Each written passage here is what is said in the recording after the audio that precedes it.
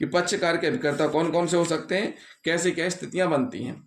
अब हम आपको दोस्तों बहुत ही महत्वपूर्ण बातें बताने वाले हैं, वो आप ध्यान से सुनिए। आपराधिक मामलों में अभिकर्ता द्वारा स्वीकृति, क्या आपराधिक मामलों में भी अभिकर्ता द्वारा स्वीकृति की जा सकती है? एजेंट का नियम समानता आपराधिक मामलों में प्रयुक्त नहीं होता है।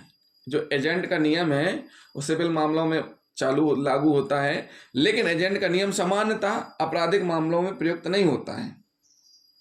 भारतीय साक्ष्य अधिनियम के अनुसार अभिकर्ता की स्वीकृति स्वामी के विरुद्ध बाध्यकारी है, परंतु अभिकर्ता की संस्वीकृति इस प्रकार ग्राह्य नहीं है। भारतीय साक्ष्य अधिनियम के अनुसार अभिकर्ता की स्वीकृति स्वामी के विरुद्ध बाध्यकारी है, परंतु अभिकर्ता की संस्वीकृति इस पर ग्राह्य नहीं है। परंतु आपराधिक विचारण में यदि अभिकर्ता के कथन द्वारा स्वामी को बाध्य करने का आशय है तो स्वामी और नौकर का संबंध सख्ती से साबित किया जाना चाहिए। मतलब उस चीज को आपको अगर बाध्यकारी के रूप में ला रहे हैं तो उसको सख्ती से साबित करना चाहिए। आपराधिक मामलों में वकील द्वारा स्वीकृति के लिए विधि कोई प्रावधान नहीं करती है। आपराधिक मामलों में वकील द्वारा स्वीकृति के लिए विधि कोई प्रावधान नहीं करती है। वकील द्वारा की गई कोई भी स्वीकृति अभियोजन को मामला साबित करने के कर्तव्य से मुक्ति नहीं प्रदान करती। मतलब वकील द्वारा की गई कोई भी स्वीकृति अभियोजन को मामला साबित करने के कर्तव्य से मुक्ति नहीं प्रदान करती। अगर वकील के द्वारा स्वीकृति कर ली जाती है कोर्ट में तो उससे क्या रहेगा, अब क्या नहीं हो सकता, उससे अभियोजन को मामला साबित करने के कर्तव्य से मुक्ति प्रदान नहीं करती। परंतु जब अभियुक्त का वकील साक्षी के रूप में कुछ तथ्यों को साबित करने के लिए उपस्थित हो तो उपरोक्त सिद्धांत लागू नहीं होता है। अगर वही वकील जब क्लाइंट की तरफ से होगा तो कंडीशन अलग होगी, नहीं प्रदान की जाएगी, लेकिन अगर वह साक्षी के तौर पर उपस्थित होगा तो उस समय प्रदान की जाएगी। यानी कि जो नियम है वो लागू नहीं होता है, जो कि पहले हमने आपको बताया कि स्वीकृत अभियोजन को मामला साबित करने के कर्तव्य से मुक्ति प्रदान नहीं करता, ये नियम है। लेकिन अगर वही वकील साक्ष्य के रूप में प्रस्तुत होता है तो वहां पर यह नियम लागू नहीं होता है। प्रतिनिधिक हैसियत वाले व्यक्ति के कथन,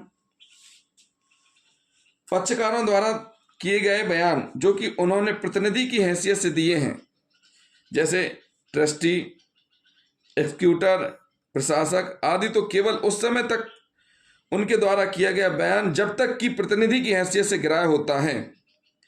इस हैसियत के बने रहने के पूर्व या पश्चात की स्वीकृति अग्राह्य होती है। मतलब जब तक आप हैं तभी तक मान होगा एजेंट के रूप में, अगर आप नहीं हैं या पहले या बाद का मान नहीं होगा।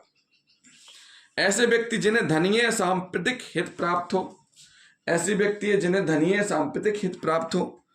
जब एक से अधिक व्यक्ति संयुक्तता दावा करते हैं या उन पर संयुक्तता दावा किया जाता है तो एक के द्वारा की गई स्वीकृति दूसरों को तभी आबद्ध करेगी। मतलब एक संपत्ति है, उस पर संयुक्त रूप से दावा हो रहा है तो उसका दूसरे पर आबद्ध होगी। दावे की विषय वस्तु में संयुक्त हितबद्ध हो, स्वीकृत दावे की विषय वस्तु से संबंधित हो। स्वीकृति जो है वो दावे की विषय वस्तु से संबंधित हो। स्वीकृति करने वाले व्यक्ति ने स्वीकृति को सहपक्षकार के साथ संयुक्त हितबद्ध होने की हैसियत में किया हो। कब कब होती है कंडीशन ये? जब होती है जब दावे की विषय वस्तु में वे संयुक्तता हितबद्ध हो और स्वीकृति दावे की विषय वस्तु से संबंधित हो। सह प्रतिवादी की स्वीकृति, समानतः एक प्रतिवादी द्वारा किया गया प्रतिवाद का कथन दूसरे सह प्रतिवादी के विरुद्ध साक्ष्य के रूप में पढ़ा नहीं जाएगा। क्या नहीं किया जाएगा? पढ़ा नहीं जाएगा। संयुक्त हित रखने वाले व्यक्तियों की स्वीकृति, जैसा कि ऊपर उल्लेख किया गया है कि सामान्यतः स्वीकृति उसके करने वाले पक्षकार के विरुद्ध ही ग्राह्य, परंतु एक पक्षकार की स्वीकृति दूसरे पक्षकार के विरुद्ध दी जा सकती है। जब जिस व्यक्ति के विरुद्ध स्वीकृति ग्राह्य की जानी है उसका स्वीकृतिकर्ता के साथ संयुक्त हित उस विषय वस्तु में है जिससे स्वीकृति संबंधित है। क्या जरूरी है? संयुक्त हित होना जरूरी है। अगर संयुक्त हित नहीं है तो उस स्थिति में नहीं होगा, यानी ज्वाइंट ऑनरशिप का होना जरूरी है। हक का पूर्वाधिकारी व्यक्ति, ऐसे व्यक्ति द्वारा कथन जिससे पक्षकारों ने वाद की विषय वस्तु में हित प्राप्त किया है। पक्षकारों के विरुद्ध साक्ष्य होगा अगर कथन के समय कथनकर्ता को विषय वस्तु में हित प्राप्त हो रहा हो, अर्थात वे कथन कथनकर्ता के हित के चालू रहने के दौरान में किए गए हों, ऐसे व्यक्ति को हक का पूर्वाधिकारी कहते हैं।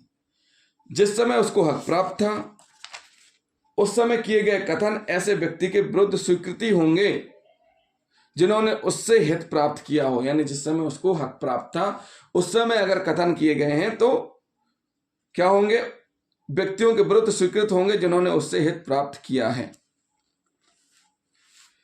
यह खंड उपदर्शित करता है कि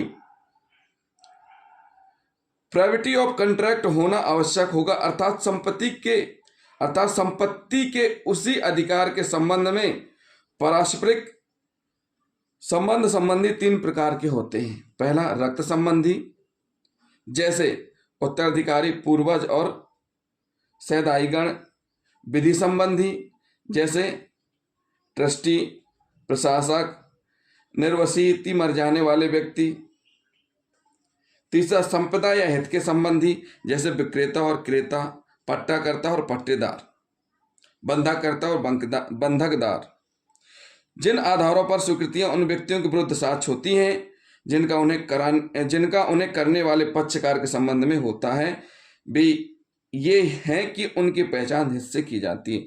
मतलब जिन आधारों पर स्वीकृतियां उन व्यक्तियों के विरुद्ध साक्ष्य होती हैं जिनका उन्हें करने वाले पक्षकार से संबंध होता है, ये वे हैं जिनकी पहचान हिस्से की जाती है। मतलब सीधी सी बात है, हक का पूर्वाधिकार व्यक्ति मतलब उससे संबंध होना चाहिए किसी न किसी प्रकार से, या रिलेशन से, या ट्रस्टी होने से, या किसी न किसी प्रकार से बंध विक्रय पत्र से। ये सारी की सारी चीज़ें निर्भर करती हैं। तो साथियों, इस वीडियो में हमने आपको बताया कि पक्षकार क्या होते हैं।